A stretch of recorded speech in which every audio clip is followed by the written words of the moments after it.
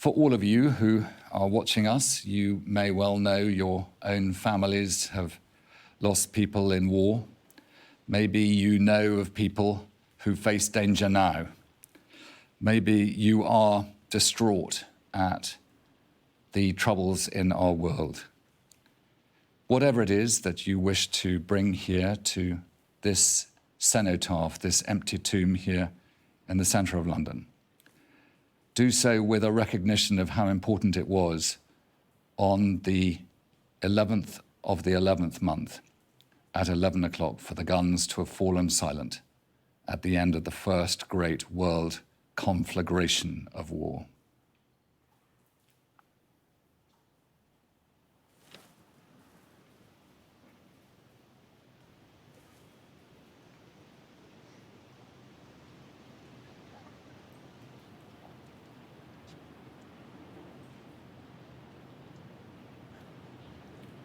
The scene is set here in the centre of London, but the scene is set in the hearts of all those who have gathered to remember, to stop, to observe the 2-minute silence, as shortly the 4 sentries in the vigil party will reverse arms.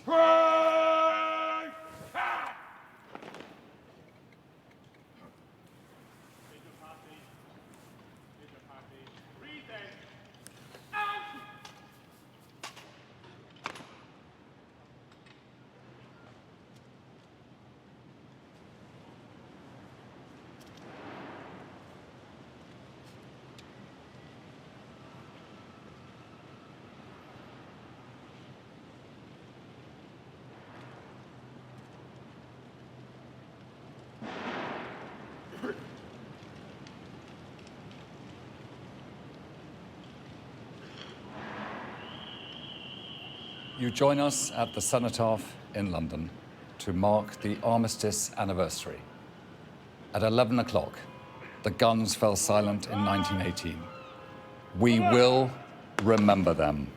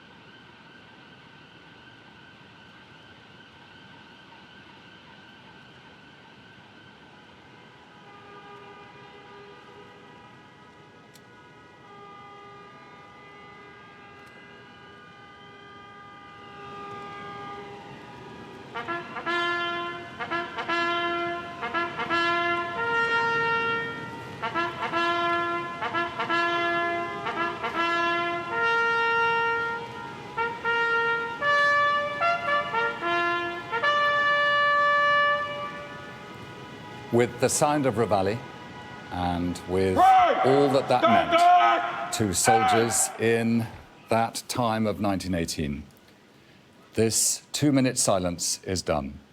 Your memories have been recorded, and life, as those that gave their lives for, may carry on.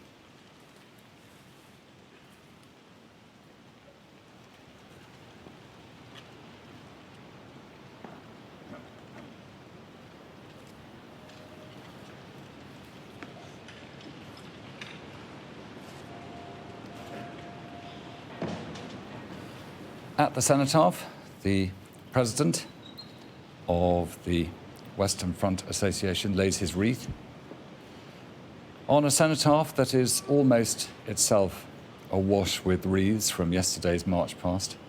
All the senior executives and those responsible for keeping alive the memory of the Western Front Association and all the events that took place in the trenches follow suit.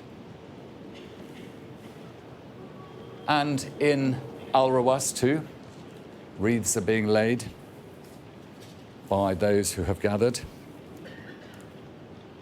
the representatives of the Royal Navy, the Army, and the Air Force.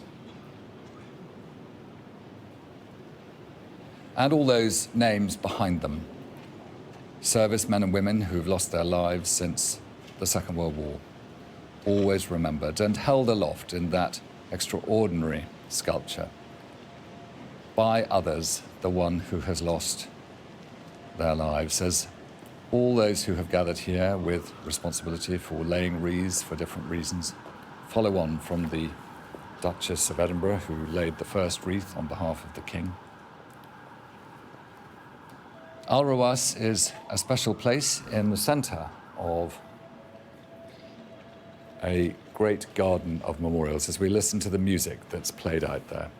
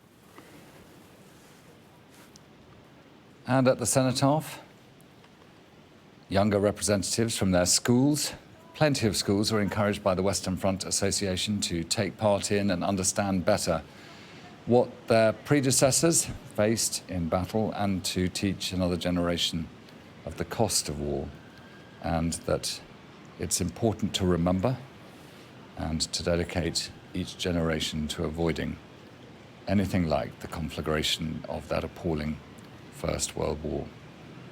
But of course, the Armistice led to the Treaty of Versailles, and it in itself was deemed to be one of the principal reasons that the world again found itself only a short time later in the middle of another conflagration worldwide in the Second World War.